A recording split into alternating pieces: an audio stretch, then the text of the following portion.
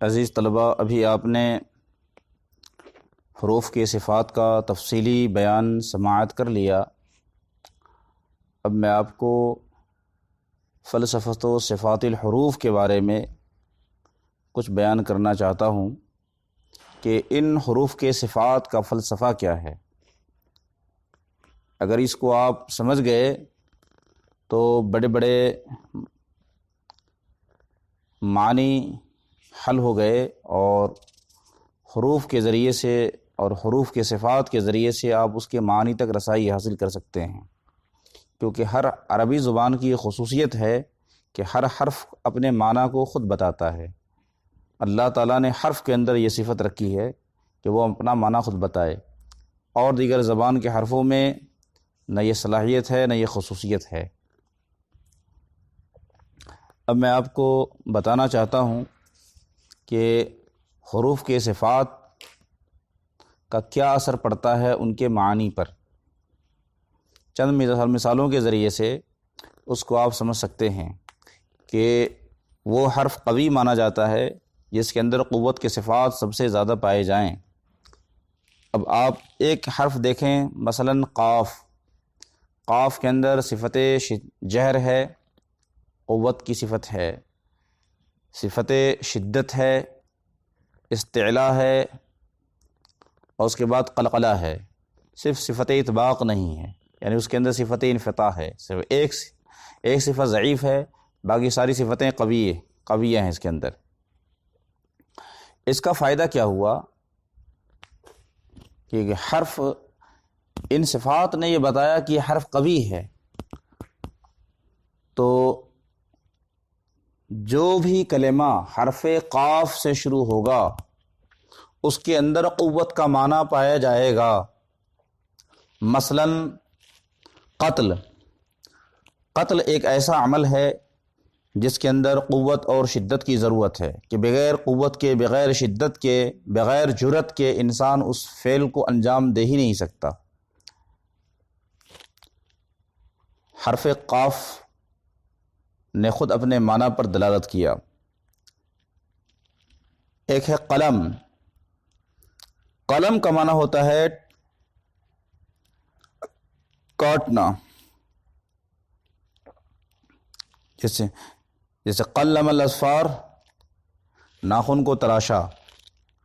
تو گویا کہ حرف قاف نے قوت کو بتایا کہ ناخن تراشنے کے لیے، اس کو کاٹنے کے لیے قوت کی ضرورت ہے، شدت کی ضرورت ہے۔ بغیر اس شدت کے وہ کام انجام نہیں دیا سکتا۔ اس طرح قتل کے اندر صفت کی اس کی ضرورت ہے۔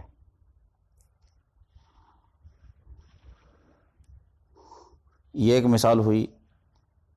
دوسری مثال ہے قط القلم۔ قاف میں قلم کو کاٹنے کے لیے یکبارگی قلم کو کاٹ دیا۔ قط القلم کا معنی یہ ہوا، تو گویا کہ قاف نے شدت کا معنی پیدا کیا۔ پھر طا نے شدت کے معنی میں اور اضافہ کیا۔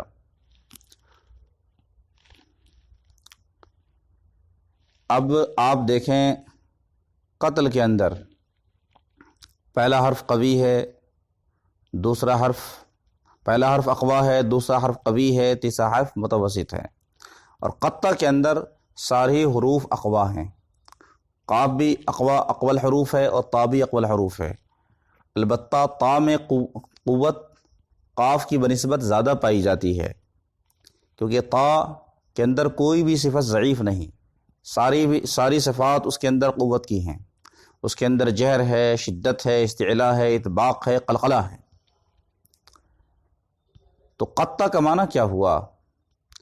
اور دو قوی الصفات حروف ایک ساتھ جب جمع ہو گئے تو اس کی قوت میں اور اضافہ ہو گیا، یعنی اس کی قوت ڈبل بڑھ گئی۔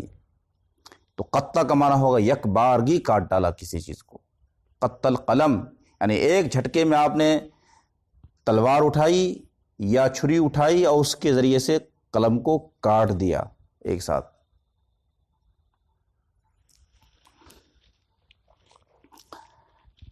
ایک حرف ہے شین۔ شین کے اندر صفت تفشی پائی جا رہی ہے۔ تفشی کا معنی ہوتا ہے انتشار۔ توسع۔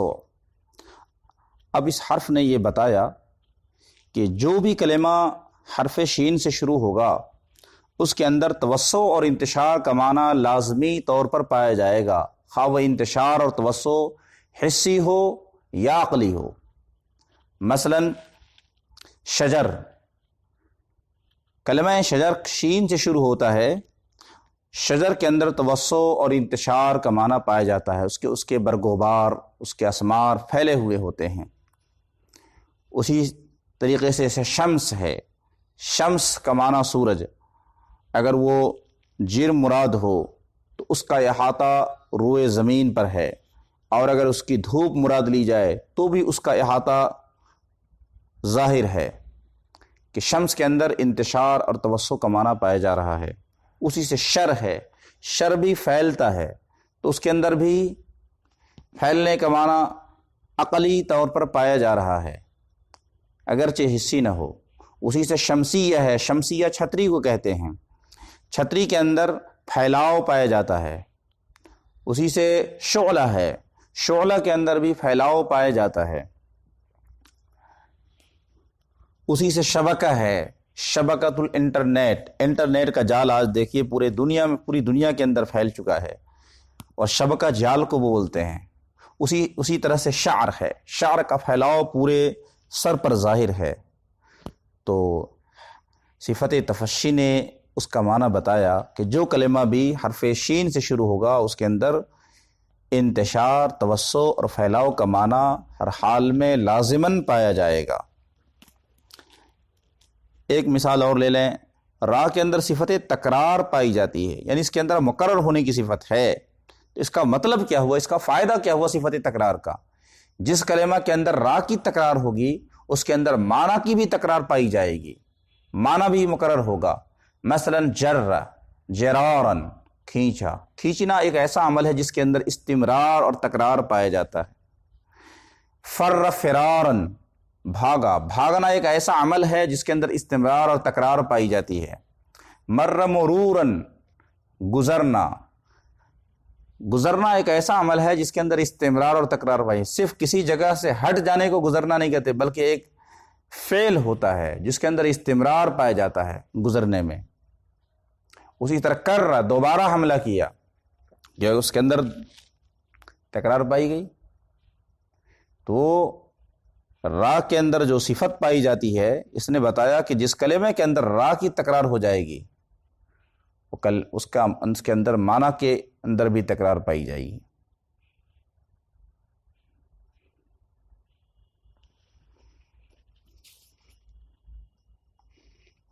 تو ان صفات سے آپ نے اندازہ لگا لیا ہوگا کہ صفات حروف کا اثر اس کے معنی پہ کتنا زیادہ اثر انداز ہوتا ہے۔ اگر انسان کو کسی حرف کی صفت صحیح طریقے سے معلوم ہو تو ان حرفوں کے ذریعے سے وہ معنی تک پہنچ سکتا ہے۔ ایک مثال اور لے لیں تاکہ اس سے اور بھی اس مسئلے کی وضاحت ہو جائے اور آپ کے دل و دماغ میں یہ بات بیٹھ جائے۔ ایک ہے قطع الشجر، دوسرا ہے قطف الثمر۔ قطع الشجر کا معنی درخت کو کاٹا، اور قطف الثمر کا معنی اس نے پھل توڑا۔ سوال یہ پیدا ہوتا ہے کہ درخت کو کاٹنے کے لیے قطع الشجر کا استعمال کیوں ہوا اور پھل توڑنے کے لیے قطف الثمر کا استعمال کیوں ہوا؟ آخر اس کے برخلاف کیوں جائز نہیں کہ ہم درخت کو کاٹنے کے لیے قطف الشجر کا استعمال کریں اور پھل توڑنے کے لیے قطع الثمر کا استعمال کریں؟ لیکن علماء لغت نے کہا ایسا جائز نہیں۔ قاف، طا حروف قویہ ہیں اور عین حرف متوسط ہے، اور قطفہ میں قاف، تا حروف قویہ ہیں اور فا حرف ضعیف ہے۔ عین کا وزن 70 گرام ہے تو فا کا وزن 20 گرام ہے۔ اب عین کی جو شکل ہے، عین کی جو حیت ہے، اس کی جو صورت ہے، اس نے بھی معنی پر دلالت کیا، اور فا کی جو صورت ہے اس نے بھی معنی کو بتایا۔ عربی زبان کی خصوصیت یہ ہے کہ ہر حرف حرف کی جو شکل ہے، حرف کی جو حیت ہے، وہ بھی اپنے معنی کو ظاہر کرتا ہے۔ العین تشبہ الفاس، عین فاس کے مشابہ ہے، کلہاڑی کے مشابہ ہے۔ گویا عین نے اپنے ترکیب کے اعتبار سے، تشکیل کے اعتبار سے یہ معنی بتایا کہ درخت کو کاٹنے کے لیے ایک ایسے آلے کی ضرورت ہے جو کلہاڑی کے مشابہ ہو اور وزنی ہو، اور فا کی جو شکل ہے وہ مستطیل ہے، اور اس کے بعد تلوار کی طرح یا چاقو کی طرح صرف پکڑنے کے لیے ایک دستہ بنا ہوا ہے۔ اس نے بتایا کہ پھل توڑنے کے لیے ایک ایسے دھاردار آلے کی ضرورت ہے، صرف دھاردار آلہ ہو، باوزن ہونا اس کا ضروری نہیں۔ تو یہ حرف کی دلالت شکلی ہے اس کے معنی پر۔ تو آج یہ ہم نے کچھ فلسفہ صفات حروف آپ کے سامنے رکھ دیے ہیں۔ اس کی روشنی میں آپ جتنا غور و فکر کرتے چلے جائیں گے، حروف کے معنی اور اسرار و رموز آپ کے اوپر اتنی ہی زیادہ کھلتے چلے جائیں گے انشاءاللہ تعالی، اور بڑے بڑے مسائل آپ کو حل ہوتے ہوئے نظر آئیں گے۔ اس سے آپ ان حرفوں کو، ان دروس کو سماعت کر کے ذہنوں میں محفوظ کریں، اور ممکن ہو تو اپنی ڈائریوں میں بھی نوٹ کر لیں۔